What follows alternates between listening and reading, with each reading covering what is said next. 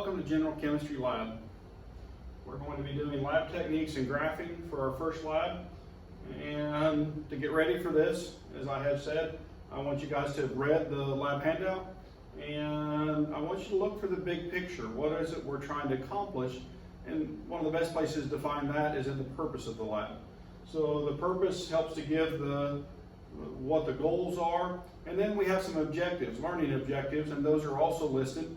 And those are part of, well, why or for what reason. So anyway, so look at that big picture and that will help you then understand the details when you get there. Now I've got to mention some etiquette rules. Etiquette is just behavior, and good etiquette would include things like cleaning up after yourself, returning chemicals after you have taken them, used some, put them back so other people can find them, and put the lids on things. If somebody uses something and you see that the lid is off, put it back on. Don't get extra amounts or substances out of container. If you happen to, let me know. I can most likely find somebody who hasn't gotten the chemical, so we don't have to waste it. And then don't stick things into containers they don't belong in. There'll be spatulas that will be attached to containers, and use the spatula that the container that it's connected to only. All right. Dispose of your waste properly. We'll help you with that. You may not know how to read the labels yet. We'll teach you how to read the labels so you'll know that you're putting the chemical in the right container. And so we'll help you guys with the etiquette. Please help us and we'll help you. And the purpose of lab in general is actually just to teach you skills, okay? Skills that we use daily as chemists, and to synthesize, to analyze, to make new chemicals, right? It's fun stuff, right? You also need how to use glassware, or even the name of it, right? So there's types of glassware you may not be familiar with. You know, the burette, the graduated cylinder, the beaker, the volumetric burette, the volumetric pipette, Bunsen burner. And so you may not know all of those, or you may, actually, if you are, you have a head start, but we need to learn the names and how to properly use each. And we need to learn things like designation. So this device is marked TD to deliver, and a beaker or a graduated cylinder normally are marked with a TC to contain, okay? Now it varies. Sometimes they'll have both designations on them, but very accurate things to deliver, like the pipette and the burette, won't hold exactly 10 milliliters. They'll only deliver it if you use it properly. So we'll practice that and get better at it. And then we're going to teach you how to write and how to keep records for science, which is as important as actually being able to do the science. If you can't pass on your knowledge, then it has no value. And so anyway, that's kind of the purposes I want to hit. And our next step today would be when you come in, will be to assign you a lab drawer. And you're going to notice there's a color coding system. Your lab has a color code. It's on the front desk. And we'll have you actually write your name on a piece of tape that will be on your drawer. And you'll have adopted that drawer for the semester. So if you need anything during the semester, ask and you shall receive. We'll get that to you. All right. So today's lab, what are we going to do? We're going to do three things, three purposes. The first purpose is to take a Bunsen burner and to measure a flame temperature, to look at it and kind of learn how to use a Bunsen burner, so we'll talk about that. And then the second part is we're going to take these pieces of glassware that I have in front of me, and we're going to actually look at the accuracy. We're going to do an experiment which is fundamentally flawed because we're only going to do it once, but I'm also giving you the tolerances for the glassware. And so from this, what I want you to do is to compare your ability to measure with that, with what is expected, and then also have a discussion about, well, which should have been the most accurate, even though, well, we need to work on our technique to get to where we can deliver with that accuracy. So anyway, so we'll look at that. And the last part is actually to determine the physical significance of the slope of a graph. And so for that part of the experiment, we're going to take a liquid. It's an unknown liquid, at least unknown to you guys. It's known to us. And you're going to fill it into the burette, and then you're going to measure predetermined volumes. And when you do that, you're going to deliver that volume, and you're going to deliver it into a beaker that's pre-weighed, and then you're going to weigh it after each delivery. And so from that, you're going to be able to make a graph, and so that graph is going to be mass over volume, and it's going to be in grams and milliliters. And so then you're going to plot that. Now there's information about the unknown compound that we can get from the graph and from the slope of that line.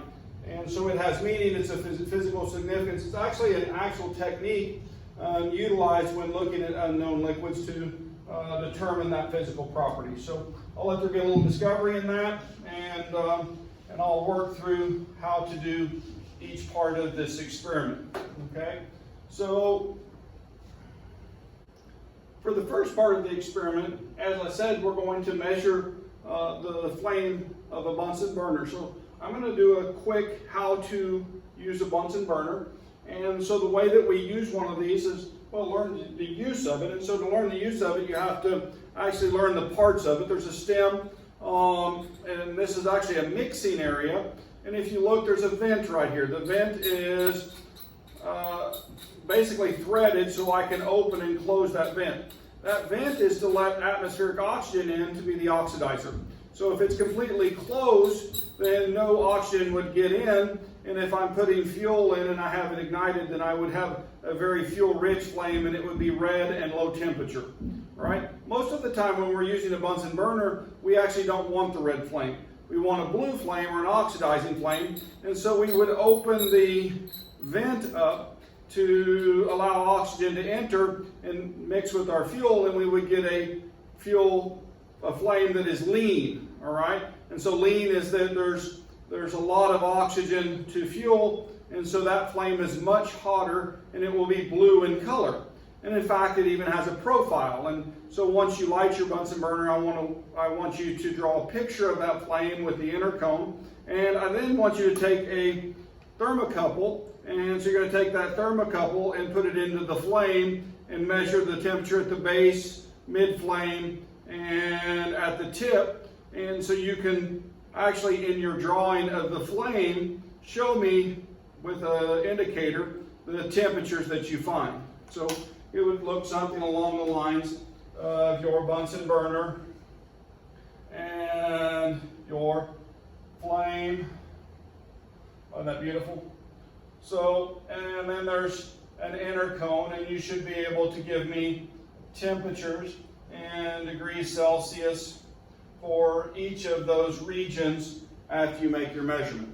Okay? Now, something I missed on the Bunsen burner a second ago is that there's a second valve. This valve should be open. It's actually a needle valve that lets more or less fuel in, and so you should open it a little bit. Your hose may or may not be attached to the burner.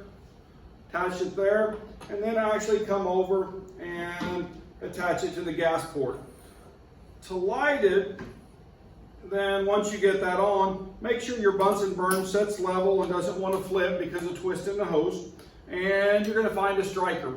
Now, to properly use a striker, I usually hold it in my left hand. I run the valve with my right hand. You can do it either way, but what it allows me to do is to put pressure on the strike arm.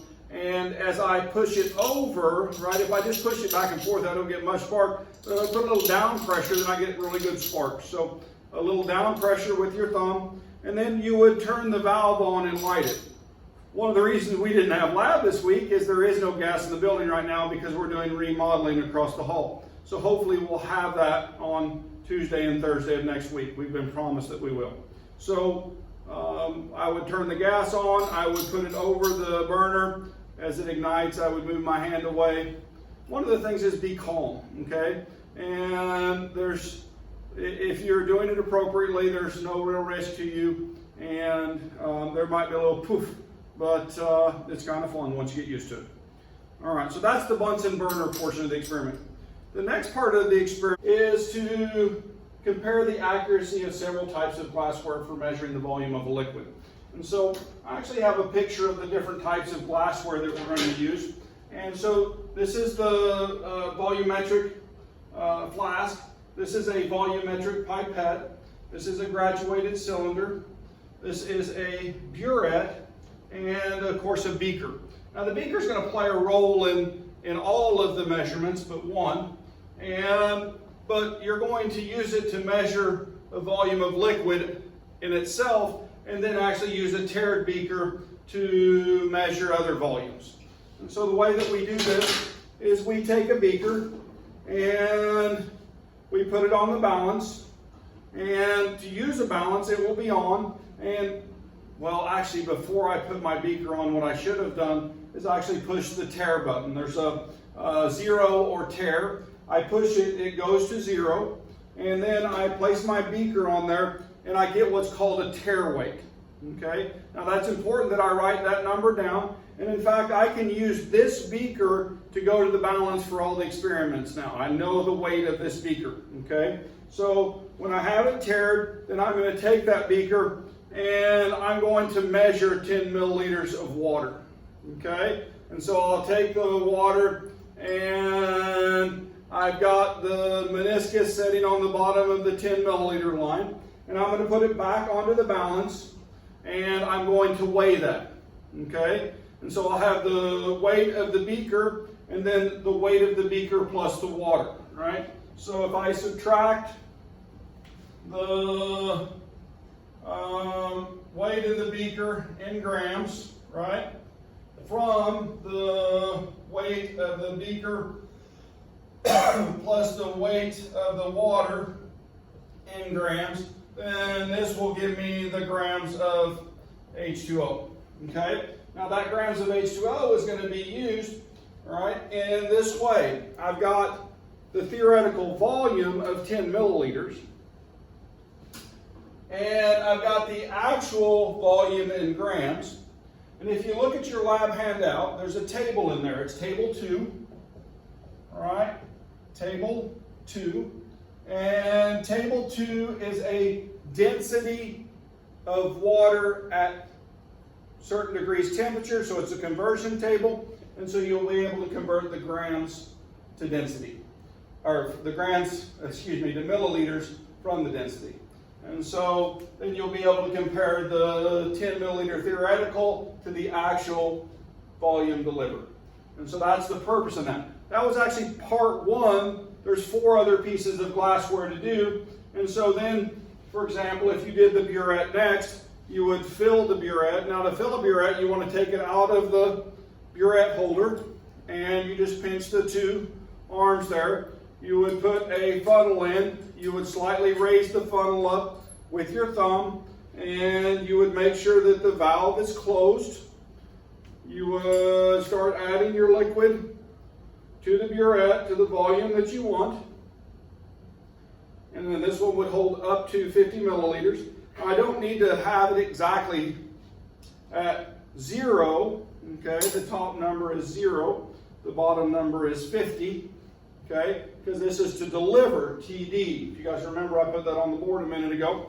Now, right now, I'm looking at this and I'm reading it, and the reading on the burette is 20.10 milliliters. So this is my initial burette reading. And so I have an initial burette reading of 20 milliliters, and I'm going to put this back in my stand, and I'm going to get my pre-weighed beaker. I know the weight of this beaker, and I'm going to get rid of that water. And in fact, then I'm going to take a paper towel and dry this. Now, in the analytical chemistry world, we would actually put this in an oven overnight to dry all the water out. For general chemistry, we're not going to do that. But I would dry this, and then I would, hang on a second. Let's not forget to clear the tip because there's some air in there. So I'm just going to run a little bit out, and then I would dump that out. Then I would dry again because I forgot to clear the tip. Right now the tip is full of liquid. I'm going to have to reread my burette. I'm going to bring it over so I can see it. And now I'm at 22.95 is what it looks like to me. So my initial weight is now, well, I should have shown it this way, 20.01. In my lab notebook, I would have crossed that out and put 22.95 milliliters. Now, I've now dried my beaker. I am going to deliver 10 milliliters, so I'm watching this. So I'm going from 22.95 to 32.95 and trying to get that close, but it doesn't have to be exact. I'm just going to reread it.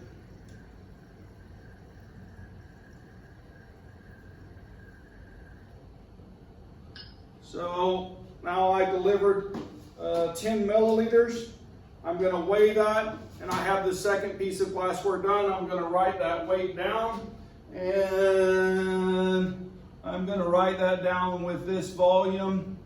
And so this is 32.80.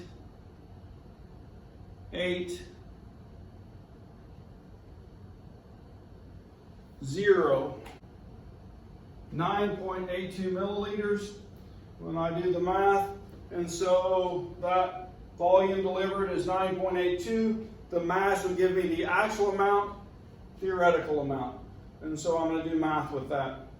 So the third part of this experiment, I might do the pipette next, the volumetric pipette. And so to do the volumetric pipette, I need more than 10 milliliters in a small beaker. And I'm going to grab my pre-weighed beaker. I'm going to dry it. And then I'm going to take my pipette bulb and my volumetric pipette. Now, you may not be able to see it in the video, but when you pick it up, you're going to find there's a line above the fat part. That line, when I put the bottom of the meniscus on it, this thing is said to contain, TC, 10 milliliters. And so what I want to do to use this is I want to depress my bulb, put my tip of my pipette into the solution, put my pipette bulb onto the pipette, and then I want to let the bulb expand slowly. And when I do that, then what you'll notice, the water level is coming up in the pipette. I want to actually take my time because I don't want to suck the solution up into the pipette bulb. I'm going to go up past the line, okay? And then I'm going to square the pipette on the bottom. I'm going to put my thumb in place of the bulb, and then I'm going to let out water until the meniscus sits on the line, which it is right now. And for someone who's done this many times, it's really easy. Takes a few tries when you guys are first learning to do it. But once you develop the skill, it sticks with you for years. So now I'm delivering my 10 milliliters. Now there's something you might want to do. This is designed to, when you all runs out, you touch the tip to the side, and there's actually a small amount of liquid left in there. Leave that in there. For it to deliver 10 milliliters, then you would do it in that fashion. You're going to take your pre-weighed beaker, then weigh it. Now I have 3 pieces of glassware done. All right? Now the fourth one will be very easy. It's going to be a graduated cylinder, and I'm going to put up to the 10 milliliter mark and put the bottom of the meniscus on that. I'm going to take my dried pre-weighed beaker. I'm going to put the 10 milliliters in there, and I'm going to weigh it again. Now I've got 4 pieces of glassware done. Now the last piece of glassware, the volumetric flask, I actually need to weigh the flask. So I would put it onto the balance, I would weigh it, and then I'm going to fill it up where the meniscus is on the line. And when I do that, then I'm going to weigh it again. Now, it's my suggestion that you do all of the measurement, right? So now I've got that, I put it back on the scale. I've got the weight, so I've got the tare weight, the initial weight, the final weight with the water and the flask. I can find the difference. And I've waited to do any math until the very end, okay? So I just go in and I collect data. You guys notice that I did all of that in just a few minutes. That's the entire second part of the experiment, which seems complex, but it's not, all right? And we'll try to encourage you guys and help you to figure that out. And so anyway, so that's the second part, to collect the data. And then what do I do with the data? Well, I'll talk about that in class, is that all right? And so I'll get you the data and you can actually find it in the handout. And so there's our laboratory balance, there's our volumetric flash. This is showing the meniscus, and the bottom of the meniscus always sits on the line. If you're looking from above, then it looks like this. And so as a chemist, you learn to see that in the middle of the mark, and you just get practice at it. Now, the one thing I haven't talked about is each of these glasswares have a tolerance, okay? And in fact, what you should find from the tolerances is that these two are the most accurate, all right?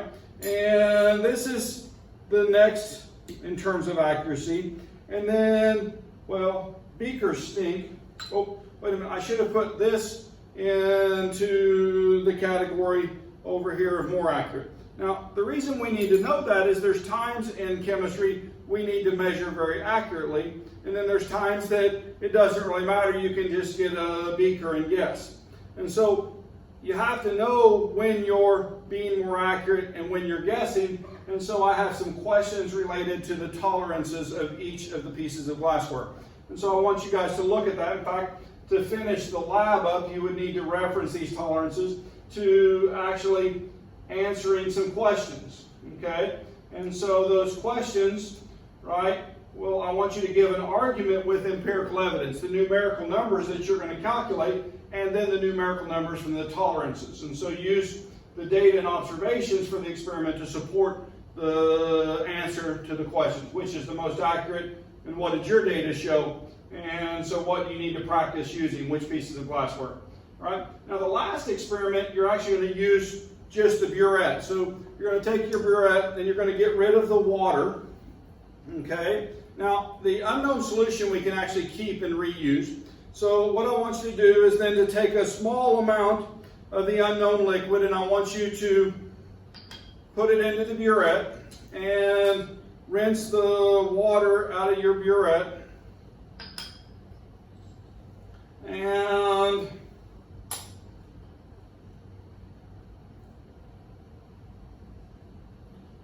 then I want you to put in a volume that the lab suggests. Now, notice it's a suggests. If you actually add the numbers up, you'll get the total volume that you're going to need of the unknown liquid. And in fact, that number needs to be put into your table of reagents. But you're going to put in an amount, and you're going to then read it. Okay, you're going to have the initial reading, and then you're going to deliver the first volume, 1 milliliter. And so I'm going to put in 1 milliliter, and I'm going to weigh that 1 milliliter, and then I'm going to take that back to the burette without making any changes, put it under the burette, put in another 2. So I'll have a total of 3 milliliters in the beaker, and then I'll weigh that, and then I'll go back and I'll put in 3. And so I'll have 6 milliliters in the beaker, and I'll weigh that, and then I'll go back and put in 4, and when I put in 4, I'll have a total of 10 milliliters in the beaker, and I'll weigh that, and the last measurement is to put in 5, and so I have 15 milliliters of the unknown in the beaker. Experimentally, that's how you do it. It shouldn't take that long to get your experimental numbers. And so I want you to try to get those before you go to graph. And then when you get those, then you can actually graph. And once again, I'll draw a quick picture of that graph. And so that graph is going to be mass and volume, milliliters, and this is grams. I actually want you to plot this in Excel, okay? And so if you aren't familiar with Excel, then we'll help you get familiar because we use it for a lot of experiments. And so when I do that, then what should happen is I should have 1, 3, 6, 10, and 15. And for each of those, I should see an increasing mass for the increase in volume. And then when I take and put a trend line onto that, then from that trend line, I should be able to get a equation for that line, y equals mx plus b. And the important number in this is the m, that's the slope. And if you guys remember, slope is rise over run. So how much does it go up for? So this value that we're controlling, this is the one that we're measuring, and so we end up with units of mass over volume. And that has a significance in the physical world. So that graphing exercise, I want you to run the experiment, collect your data, and then graph it. And so this is that instruction for that graphing exercise. All right, next week your lab will be due. You're going to turn in with the answered questions, and we will try to get that back to you as quick as possible. And now in the future, we'll have a graph this week. I want you to be sure and label the title, label the axis with units. That's very important. The title should be descriptive as to what's in the graph. So for this week, it's going to be mass with respect to volume for an unknown liquid to determine, and well, what physical property are we determining there, mass over volume.